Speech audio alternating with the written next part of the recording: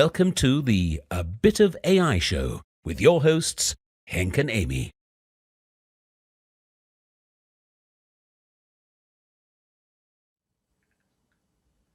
Hello everyone and welcome to the 10th A Bit of AI show.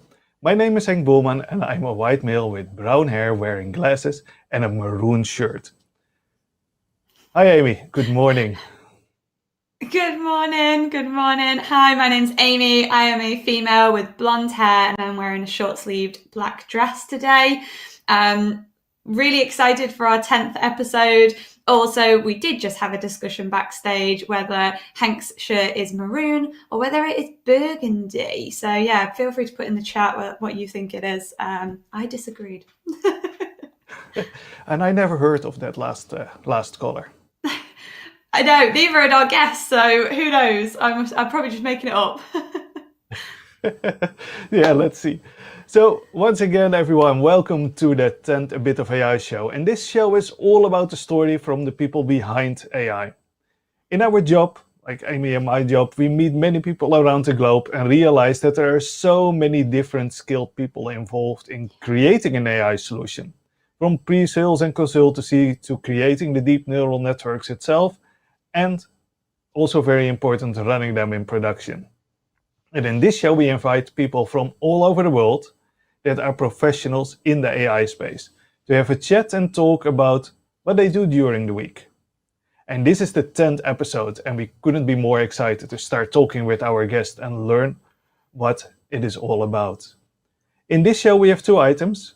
First, we start with our guest Gary to chat about his life in AI.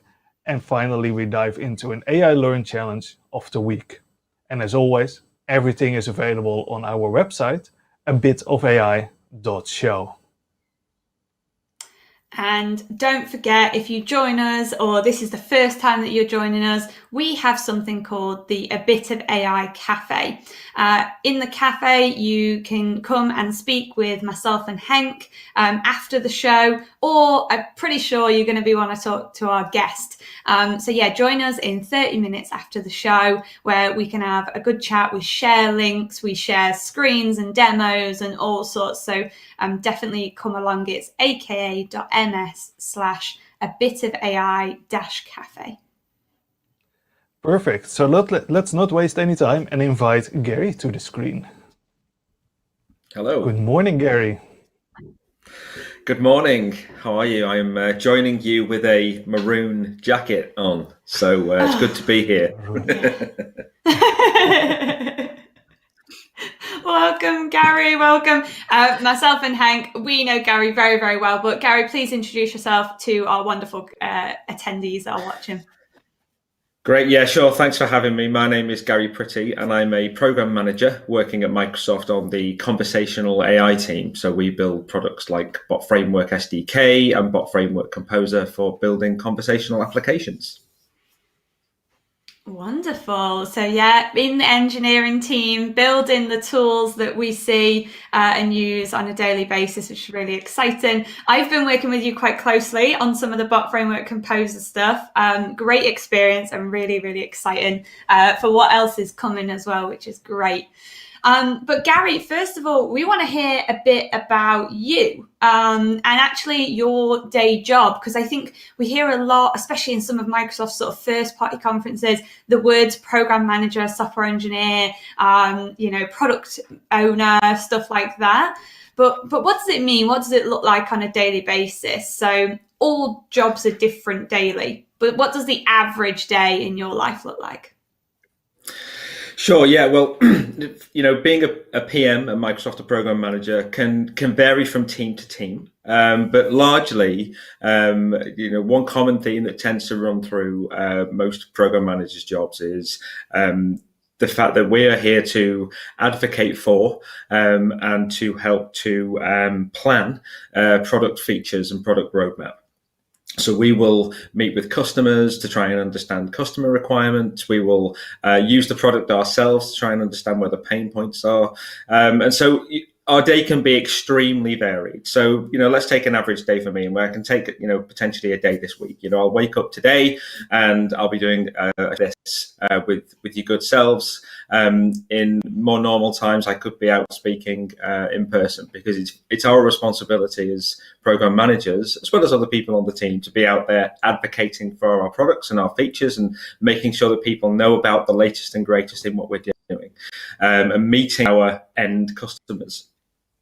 After that, I could be in Word, writing specifications for features that customers have been asking for.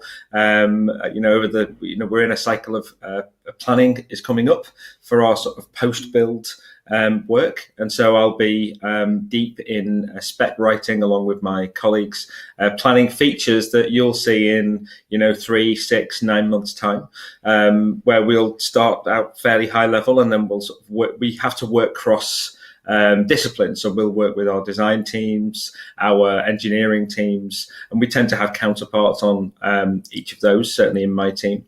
And we'll work together to, maybe we'll bring an idea, I'll flesh it out in an initial specification, and then we'll work together to really sort of bottom out that feature and really understand what does that look like. And then I'll follow that feature right through to the point at which it goes live, at which point it's then again back to the meeting with customers, maybe ahead of the feature going live, to educate them as to what's coming. We have NDA conversations. I will have maybe 2 or 3 conversations, 2 or 3 hours a week, where I'm sort of in deep with customers, understanding what they're looking for and helping them understand what's coming. And then it's back round to the advocacy piece, and I could be recording videos for conferences like Build that's upcoming at the moment, writing blog posts to go out at those conferences, and making sure that, we complete that cycle and people know what we're doing. So it's very varied, and that's why I absolutely love it. That's amazing. I was going to say the variety there, it's everything from imagination to communication to coding. Gary, you didn't even mention it, but I know you're in and out of code all day, every day, whenever I speak to you, and always sending little demos to me. Well, I mean, I became a PM not even 12 months ago now. So I actually started at Microsoft as an engineer on the engineering team. And it just became obvious after a while that it was a better fit for me as a program manager because of the variety, because I really enjoy the customer side and the advocacy side. But yeah, I guess I'm more of a technical program manager, which means as well as planning the features, if I see something that I think is an opportunity, then I'm fully empowered to go and proof of concept that feature, go and build it. I'm in the engagements with customers. I'm deep in the product, demoing all of our features. So I'm very sort of on the front line, and again, it just adds to that variety. But yeah, I do spend a fair bit of time in Visual Studio, which is always nice. Your home, where you've always been. But yeah, no, that's so good. Well, speaking of which, you mentioned Microsoft Build. So for those that don't know, Microsoft Build is coming up the 25th to the 27th of May. You can go register now at mybuild.microsoft.com to get all the latest and greatest of what's happening here at Microsoft from the developer point of view, and data scientists, obviously, who are relevant to this show. But Gary, can we ask you, what are you working on at the moment? What are some of your current projects that you're focusing on? Yeah, so we have as I said earlier, our primary products are our Azure Bot Service, which allows you to take a conversational application and make that available on multiple channels. So things like Microsoft Teams or a web chat, and even now telephony. So enabling bots to be talked to over the telephone. So that we've been making some good strides there.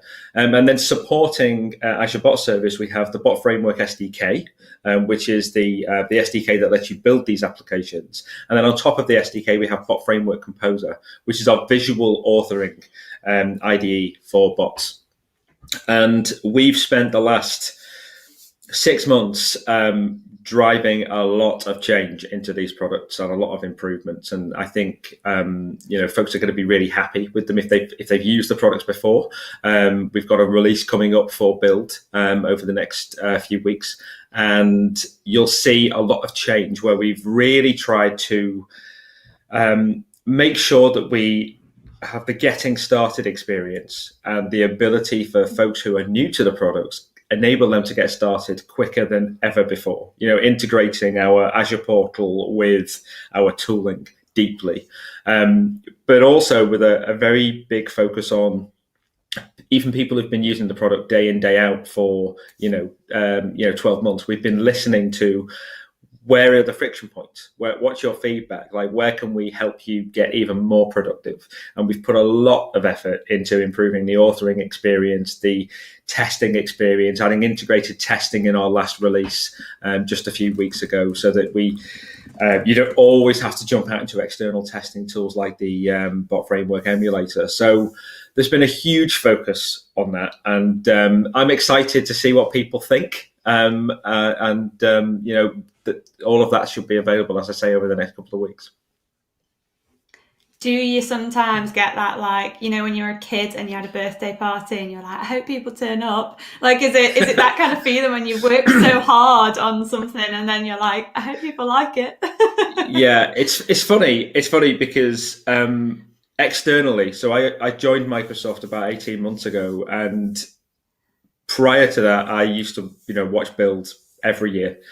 Build and Ignite, I'd finish work early, I'd set myself up and I'd watch the keynotes and I'd be super excited, and it would be a big deal, and it's still a big deal, but it's a big deal for like 3 months, and so by the time you actually get to the conference, it can be you're still really busy. I mean, the week of build, I'm doing demos, podcasts, streams, interviews, but it can feel like a little bit of an anticlimax. So you've got to try and make sure you keep yourself going, because it's, there's a lot of work goes on that I don't think people necessarily always see.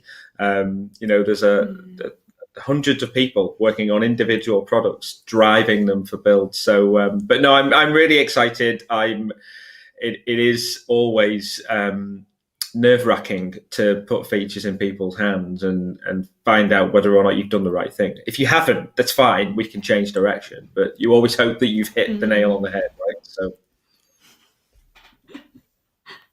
excellent. So what I want to know, we heard now a lot about what you do now, but I want to hear a little bit about your journey, how you got to this point. So the question would be like, how did you get into this AI space? Yeah, it took quite some time actually for me. So I started out, I went to university and did a software engineering degree. Didn't finish. I actually dropped out of university 3 months before graduating. I didn't find the university course very interesting at all, and everything was pretty out of date. And I think if I hadn't dropped out, I probably would have flunked it anyway. So I left, and I'd already taught myself, self-taught sort of programming languages at home, and started a freelance web design business. But I was very generalist, and within a couple of years was working at a Microsoft partner, a digital agency of about 40 or 50 people, and was there for a good 10 years. And in that role, I was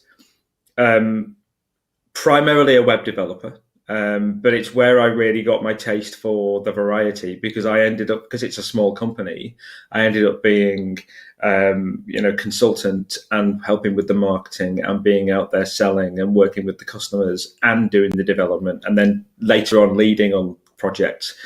But I worked on everything from SharePoint to Windows 8 apps, Windows Phone apps, Silverlight apps early in the days. And I always liked being on the bleeding edge, but never really specializing.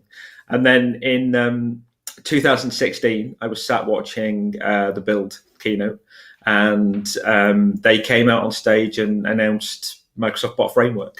And I was just taken by it. This idea that we could use AI technologies to have conversations with machines more naturally than we could do before.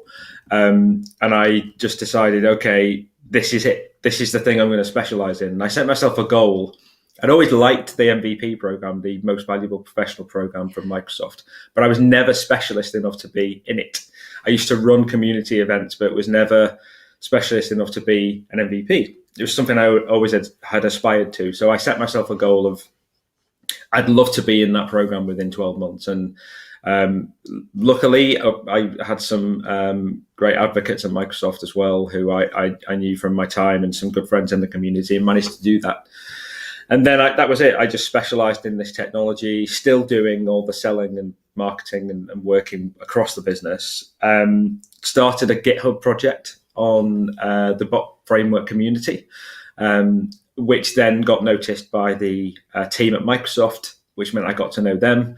And then a position came up on the engineering team. And so I jumped at the chance. I was nervous. I was horrifically nervous. I mean, I've wanted to work for Microsoft since I was about 11. So, I mean, it was something I never thought would ever happen. Bit of a pipe dream. So, I still have to pinch myself every day. So. Awesome. A great story. It's so funny to see that everyone's story is different, but so far I haven't heard any story that actually started with studying AI on the university. Did we, Amy? Yeah. No, I don't think we've yet heard someone like, I specifically did an AI course and now I work in AI. A lot of conversion, which is great, right? Yeah, really cool. So that brings us to another question. What is the most annoying thing about your role in AI? Oh, well, I mean, I do love my role in AI, but I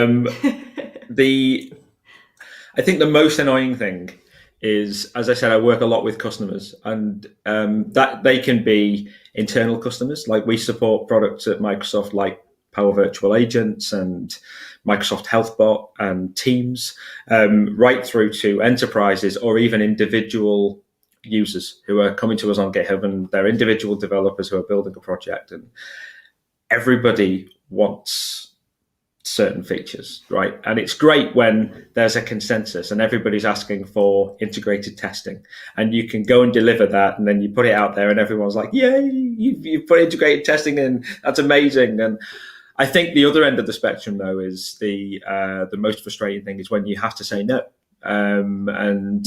or you can't really give a definitive answer. You know, someone will come along and say, I've got this incredibly important feature, I need it, and it's blocking me delivering this bot out to, X number of people.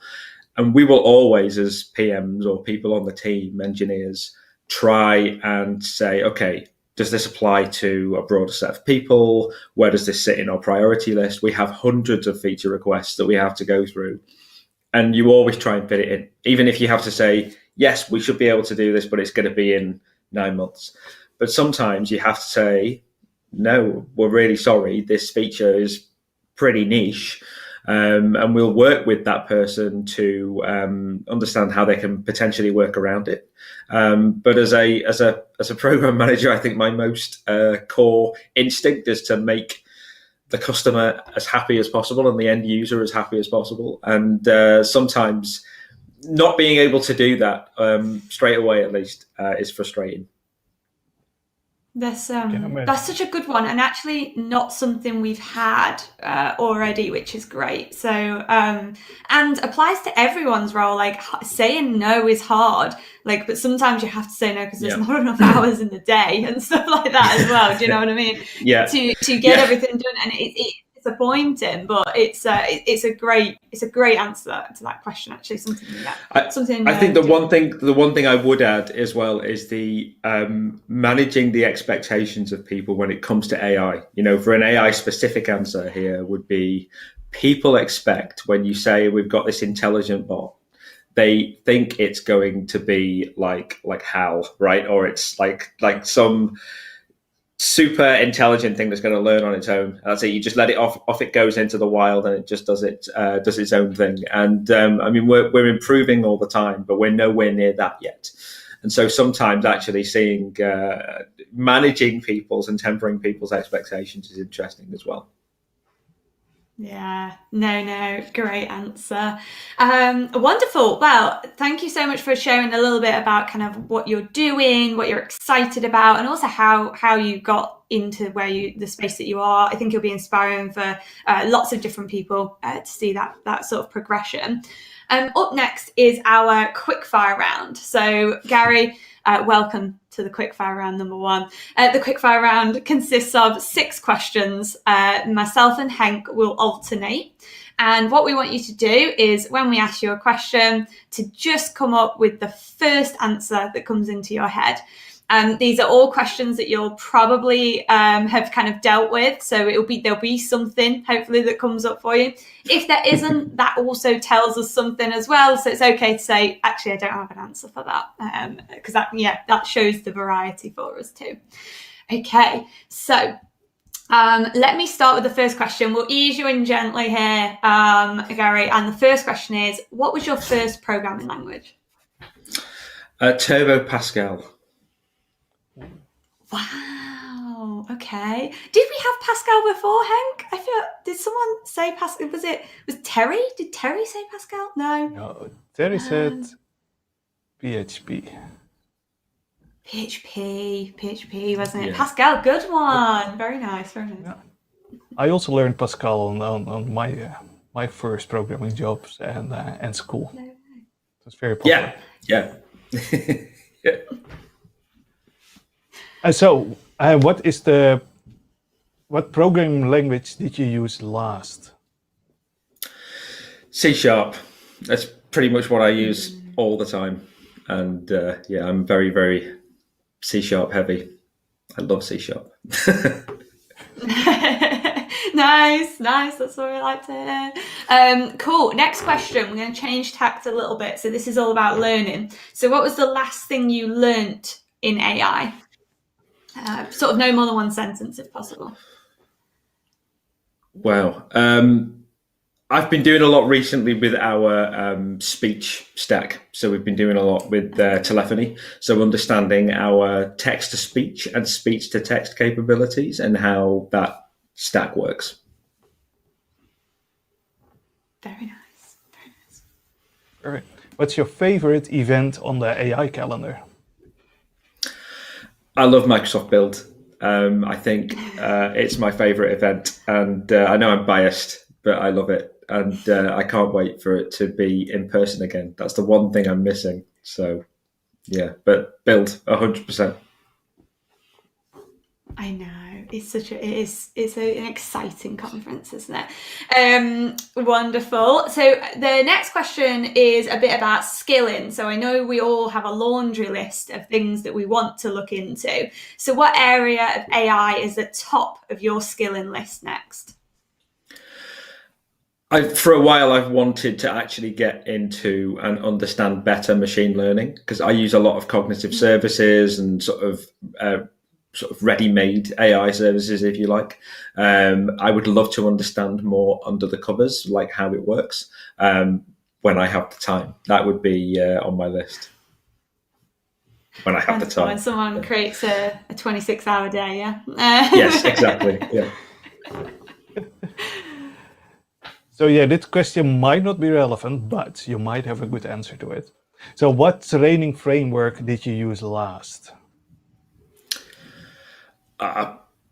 It's what training for. Yeah, I don't think that's probably not relevant for me. Yeah. I don't think. Yeah. I heard myself asking. Yeah. I guess could you say that like Lewis is like that's the one thing that came to mind was I use Lewis and Q&A Maker pretty much every day. So yeah, I guess that's the closest I'd get at the moment. It's a good one because it's like a hybrid, right? So Lewis, for anyone that doesn't know, is the language understanding service from Microsoft. Yep. And it allows you to build sort of, what it says in the name, what it does on the tin, language understanding. So it breaks down concepts in language, and you provide it data and you kind of train it into what you want it to focus on. So yeah, that nice little hybrid piece, which is quite cool. Wonderful. Great stuff. Well, Gary, That was the end of the quickfire round. You survived. It was great. Oh, you had some done it. amazing Okay. answers. Yeah. All right. I know. Get another coffee. It's early on a Thursday here in the UK. So no, thank you so much for taking part and being such a good sport around it as well. Everyone's answers have been varied and different. And again, to be honest, that's kind of what me and Henk wanted. We don't want people to just be answering it all the same, because we believe it's not like that out there. It's all very, very different depending on what you're working on. Wonderful. Well, Gary, that's all from us. Can you believe it? We're already sort of 20 odd minutes in. It flew by. I had such a good time though. Thanks for inviting me on. Of course, it's been great to hear about what you're working on. Gary, you'll be available in the cafe afterwards to chat with people and maybe kind of show off a few different things you're working on.